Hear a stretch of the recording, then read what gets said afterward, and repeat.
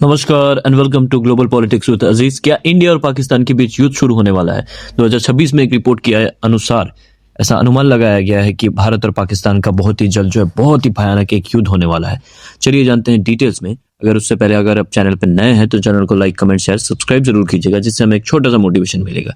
तो चलिए शुरू करते हैं। तो इंडिया पाकिस्तान का फ्यूचर प्रिडिक्शन जो किया गया है तो वॉर को लेके, वो जो है हम लोग अच्छे से जानेंगे। जियो पॉलिटिकल्स का एनालिसिस क्या होगा 2026 के अंदर में, वो देखते हैं। सबसे पहले देखा जाए तो रिसेंटली एक अमेरिकन मैगजीन जो है पब्लिश हुई है, एक रिपोर्ट उसमें आया है जिसमें प्रिडिक्ट किया गया है कि इंडिया और पाकिस्तान का जो है वॉर हो सकता है। मतलब उसमें प्रिडिक्शन ये लगाया गया कि इंडिया और पाकिस्तान दोनों के बीच बहुत बड़ा सा युद्ध हो सकता है। और ये वॉर जो है, पहले जो भी वॉर हुए हमारे पीछे, जो भी पास्ट में या फिर जो रिसेंटली ऑपरेशन सिंदूर हुआ था, उससे भी बड़ा जो है ये बहुत बड़ा वॉर हो सकता है। और इंडिया यूएस के लिए, मतलब इंडिया का ये जो वॉर है रुकना, इसको बहुत ज्यादा डिफिकल्ट होगा। ऐसे उस रिपोर्ट में दिया गया है कि ये US, it may difficult for the US to control it. US इसको कंट्रोल नहीं कर पाएगा, यूएस के लिए डिफिकल्ट होगा, ऐसा भी बताया गया इस रिपोर्ट के अंदर। और यूएस के रिपोर्ट जो आया है उसमें की पॉइंट्स अगर देखा जाए तो ये आर्टिकल कहता है फ्यूचर वॉर में एस्केलेट क्विकली। अगर फ्यूचर में कोई वॉर होता है तो वो एस्केलेट बहुत तेजी से होगा, बहुत जल्दी होगा, क्योंकि दोनों ही कंट्रीज जो है वो न्यूक्लियर वेपन्स दोनों के पास है। और न्यूक्लियर वेपन्स जो है इसमें वो इंक्रीज करेगा डेंजर्स, क्योंकि मैंने जैसे कहा कि न्यूक्लियर वेपन्स जो है दोनों ही कंट्रीज में है, तो ये न्यूक्लियर वेपन ही इसका मेन रीजन बनेगा, मतलब वॉर का एस्केलेशन के लिए या फिर वॉर आगे बढ़ने के लिए। ग्लोबल इंपैक्ट इस वॉर की वजह से बहुत ज्यादा बढ़ सकता है। पॉसिबल ग्लोबल इंपैक्ट जो हो सकता है, अभी वो पॉसिबल ग्लोबल इंपैक्ट किस किस कंट्री के ऊपर में पड़ेंगे वो तो वॉर के वक्त पता चलेगा, लेकिन ज्यादातर कंट्रीज के ऊपर में जो है ये जो है वॉर का इंपैक्ट पड़ सकता है, ऐसा इस रिपोर्ट में कहा गया। इसमें डोनाल्ड ट्रंप का क्या रोल है? जैसा कि हमें पता है, ट्रम्प जो है क्लेम करते हैं कि उन्होंने 2025 में जो ऑपरेशन सिंदूर हुआ था उसको जो है रुकाया था, लेकिन millions of the leaves were saved. साथ में उन्होंने ये भी कहा कि मैंने जो है लाखों करोड़ों में लोगों की जान बचाई है। लेकिन इंडिया इस बात को डिनाइट करता है। इंडिया बोलता है कि हमारा फॉरेन मीडिएशन जो है वो हमने खुद किया है, और फॉरेन मीडिएशन कहीं से भी कुछ नहीं आया है। फॉरेन मीडिएशन का कोई इसमें रोल नहीं है। टॉक्स जो है होगी वो बायलैटरल होगी।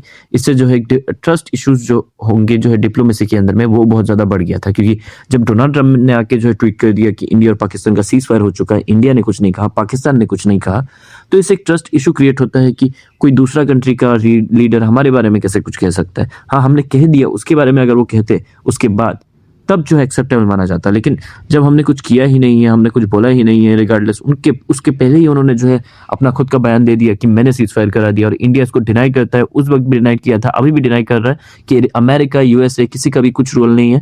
पाकिस्तान के डीजीएमओ का फोन आया था उस वक्त, और उन्होंने जो है इंडिया से रिक्वेस्ट किया था और जो है माफी मांगा था कि नहीं, हम वॉर रोक दीजिए, हमारे पास इतना अम्यूनिशन नहीं है आपसे लड़ने के लिए, तो आप खत्म कीजिए। तब इंडिया ने उनका रिक्वेस्ट मानते हुए ये जो है एस्केलेशन रोका था। इंडिया का स्टैंड क्या है इसको लेके? इंडिया कहता है कि डिस्प्यूट जो इंडिया और पाकिस्तान के बीच में है वो दोनों बायलैटरल है। मतलब दोनों कंट्रीज अपनी जो सिचुएशन है, अपना जो भी मैटर है वो खुद से जो है ठीक करेगी। यहाँ पे कोई तीसरी कंट्री जो है इन्वॉल्व नहीं होगी, और इसमें कोई फॉरेन इंटरवेंशन भी नहीं चाहिए। मतलब कोई अमेरिका के बीच में ऐसा कह दे कि मैं रुकवाऊंगा वॉर, या फिर मैं जो इस चीज को करूंगा, that is not possible as according to India. क्योंकि इंडिया का स्टैंड सिंपल है, कुछ भी होता है, अच्छा हो तो भी हम जो है दोनों साथ मिलकर करेंगे, बुरा हो तो भी साथ मिलकर करेंगे। फ्यूचर मीडिएशन यूएस जो है वो के लिए जो है डिफिकल्ट बन जाएगा, क्योंकि जैसे कि मैंने पहले ही कहा कि ये रिपोर्ट में ऐसा कह दिया गया है, यूएस इसमें जो है मीडिएशन करने या फिर जो है खत्म करने का वॉर को जो है ट्राई नहीं कर सकता है इस बार, क्योंकि ये बहुत ज्यादा डिफिकल्ट होगा। और फ्यूचर मीडिएशन भी बहुत ज्यादा डिफिकल्ट हो सकता है इस वॉर को अगर होता है तो। टेररिज्म इशू की वजह से ये मेनली वॉर होगा, क्योंकि आपको पता है बहुत सारे रीजन हो सकते हैं इस कॉन्फ्लिक्ट के, लेकिन मेन इशू और इंडिया और पाकिस्तान को लेकर कॉन्फ्लिक्ट का रीजन हो सकता है टेररिस्ट अटैक। टेररिस्ट अटैक अक्सर होते रहते हैं पाकिस्तान लिंक जो भी टेररिस्ट ग्रुप होते हैं उनके द्वारा इंडिया के ऊपर, और इंडिया इसको रिस्पॉन्ड कर सकता है मिलिट्री एक्शन के साथ, और इंडिया ने किया भी है। और इसी को आज के जमाने में न्यू नॉर्मल कहा जाता है, जिसमें इंडिया जो है कोई भी टेररिस्ट अटैक अगर पाकिस्तानी लिंक जो है टेररिस्ट ग्रुप करता है तो उसके हिसाब से इंडिया जो है क्या करता है, पाकिस्तान जो टेररिस्ट कैंप है, आर्मी कैंप है, उसके ऊपर जो है हमला करता है। हाँ, ये बात ध्यान देने वाली है कि इंडिया जो है कभी भी सिविलियन एरिया पे जो है हमला नहीं करता है। तो ये मतलब हमारी बहुत अच्छी बात है कि हम जो है वॉर को वॉर जैसा देखते हैं, वॉर को किसके साथ लड़ा जाना चाहिए उसको भी हम फोकस करते हैं। लेकिन पाकिस्तान ये नहीं देखता शायद, वो जो है टेररिस्ट अटैक जो है हमारे सिविलियंस के ऊपर में कराता है, अलग अलग जो है पब्लिक प्लेसेस में जो ये टारगेट्स होते हैं। तो ये बहुत ही शर्मनाक बात है। अगर इस बार भी इंडिया के ऊपर ऐसा कुछ भी अटैक होता है तो इंडिया का रिस्पॉन्स जो है बहुत ही खतरनाक होने वाला है, बहुत ही खराब होने वाला है पाकिस्तान को लेके। न्यूक्लियर रिस्क हो सकता है, जैसे कि मैंने पहले कहा कि न्यूक्लियर एनर्जी या फिर सॉरी न्यूक्लियर बॉम्ब जो है इसमें बहुत बड़ा रोल प्ले करेगा। बोथ इंडिया और पाकिस्तान दोनों के पास न्यूक्लियर वेपन है और कोई भी एस्केलेशन बहुत ज्यादा डेंजरस हो सकता है, बहुत ज्यादा। और पाकिस्तान जैसा बौखलाया हुआ कंट्री, उसको न्यूक्लियर वेपन जो है, मतलब वहां पे शायद कुछ गधे लोग बैठे हुए हैं, वो लोग यूज कर भी दे, पता नहीं। और इससे जो होल वर्ल्ड को इफेक्ट होगा, न्यूक्लियर वेपन अगर एक जगह पे इस्तेमाल किया जाता है तो वो बस उस जगह के लिए खराब नहीं होगा, पूरी दुनिया के लिए खराब होगा। इसमें एक गलत मैसेज जाएगा दुनिया को कि एक कंट्री ने किया तो दूसरा कंट्री भी बोलेगा कि इसने किया तो हम भी कर लेंगे। इस तरीके से एक नैरेटिव फैलेगा। चाइना का क्या रोल है इसमें? देखिए, ये हमें पता है चाइना और पाकिस्तान कितने अच्छे दोस्त है, ये हमें भी पता है। और अभी यूएसए भी जो है चाइना की पाकिस्तान की तरफ जा रहा है, तो चाइना का रोल इसमें सिंपल रहेगा। चाइना जो है पाकिस्तान को एडवांस एक फाइटर जेट दे रहा है, जो 5th जनरेशन फाइटर जेट है, J-35। और ये 5th जनरेशन स्टारलेट एयरक्राफ्ट है।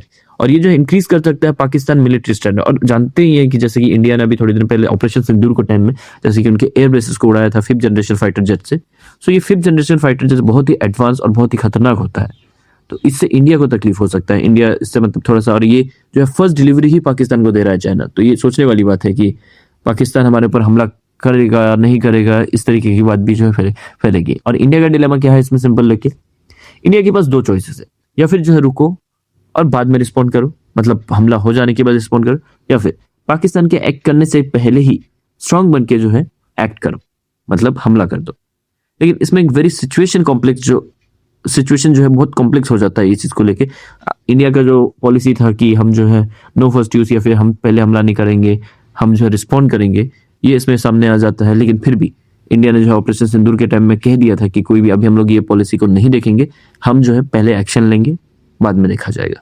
अभी डिलेमा यही है कि कभी भी वॉर को एस्केलेट नहीं करना चाहिए, लेकिन ऐसा सिचुएशन जब बन जाता है तो वॉर का एस्केलेशन जो है ऑटोमेटिकली बढ़ जाता है। और वॉर कभी भी सर्टन नहीं होता है, ये रिस्क है एक जो इंक्रीज हो रहा है धीरे धीरे।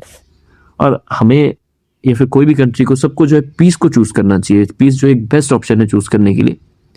लेकिन सिचुएशन ऐसा बन रहा है कि कंफ्यूजन है कि हम यहाँ जाए या फिर यहाँ जाए।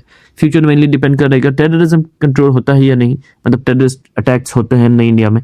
अगर होता है तो इंडिया को तो एक्शन डेफिनेटली लेना पड़ेगा। डिप्लोमेसी कैसी है दोनों कंट्रीज के बीच में, वो भी देखना पड़ेगा।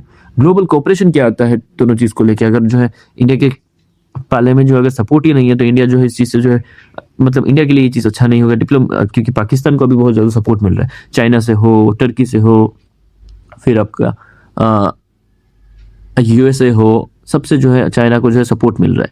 तो इंडिया के लिए थोड़ा सा ये प्रॉब्लमेटिक सिचुएशन है। इंडिया को अपने जियोपॉलिटिक्स या फिर रिलेशन है अलग अलग कंट्रीज के साथ, उसको जो है ध्यान देना चाहिए। बाकी अगर इसके बारे में कुछ भी अपडेट्स आती है तो मैं आपको अपडेट करता रहूंगा। तब तक के लिए जय हिंद, जय भारत।